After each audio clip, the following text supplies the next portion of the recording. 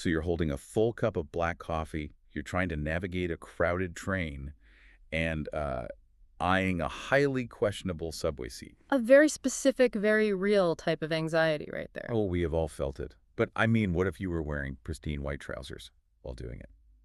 Welcome to today's deep dive. We are looking right at you, the listener, and unpacking the often misunderstood world of men's white jeans based on the article we are discussing today. Yeah, it's a garment that causes a lot of unnecessary panic, honestly. Guys often just write them off as like a novelty you only pack for a Riviera holiday or something. Right, exactly. But they are actually this massive style amplifier. They don't just cover your legs, they put your confidence on full display.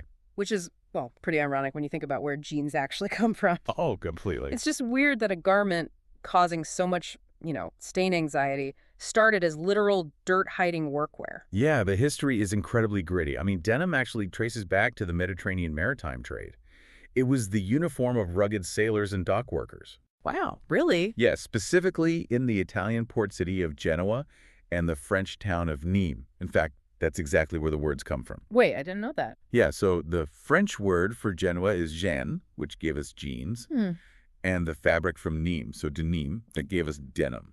Oh, I love that, from genus to jeans. But, that actually makes the modern white jean even more fascinating. How so? Well, if denim is historically meant for heavy labor, wearing it in bright white is just a massive flex. I actually like to think of white jeans as a sort of sartorial magnifying glass. A magnifying glass, okay. Yeah, because you are wearing a piece of historical workwear, but, choosing it in a color that reflects light. So it highlights exactly how intentional you are with the rest of your outfit. That intentionality is the secret.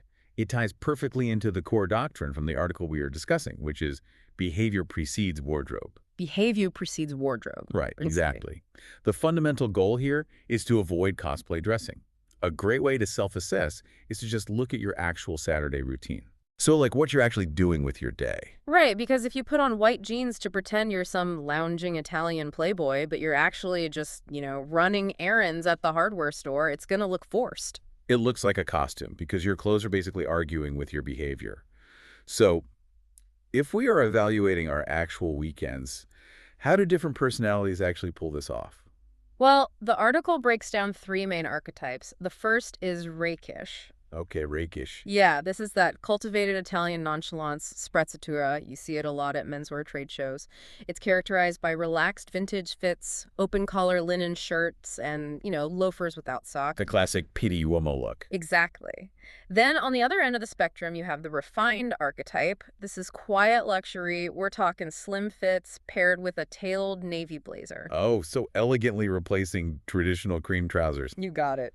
Okay, I buy the rakish guy in linen, and I totally buy the refined guy in a blazer. But I need to push back on the third archetype. The rugged one. Yeah, wait, white jeans for a rugged workwear guy.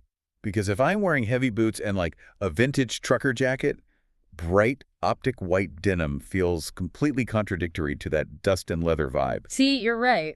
Optic white would absolutely ruin that look. The rugged archetype relies on entirely different fabric mechanisms. They use unbleached ecru denim. Oh, ecru. Yeah, when you get into heavyweight selvage denim that hasn't been bleached, it retains these natural earthy flecks in the cotton. It looks almost canvas-like. Ah, I see. As menswear writer Michael Williams notes, true workwear appeals to us because it looks honest, functional, and built for use. By shifting the fabric weight and tone away from pure white, it just becomes another durable piece of Americana. So it looks sun-bleached and lived in. That makes perfect sense.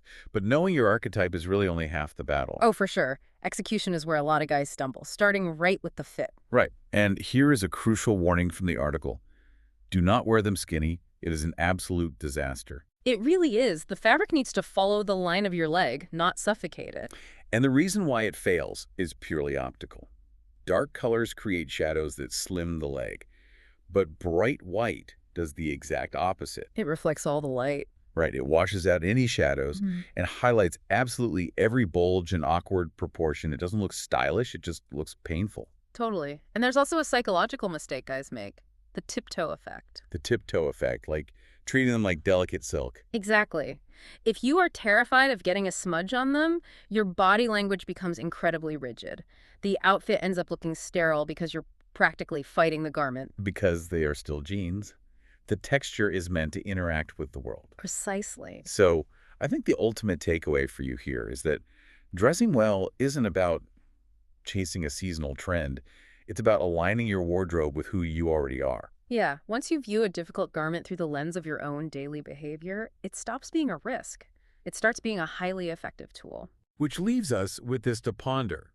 If white jeans act as a sartorial magnifying glass for our true style identity, what other intimidating garments are you avoiding right now, simply because you haven't viewed them through the lens of your own archetype?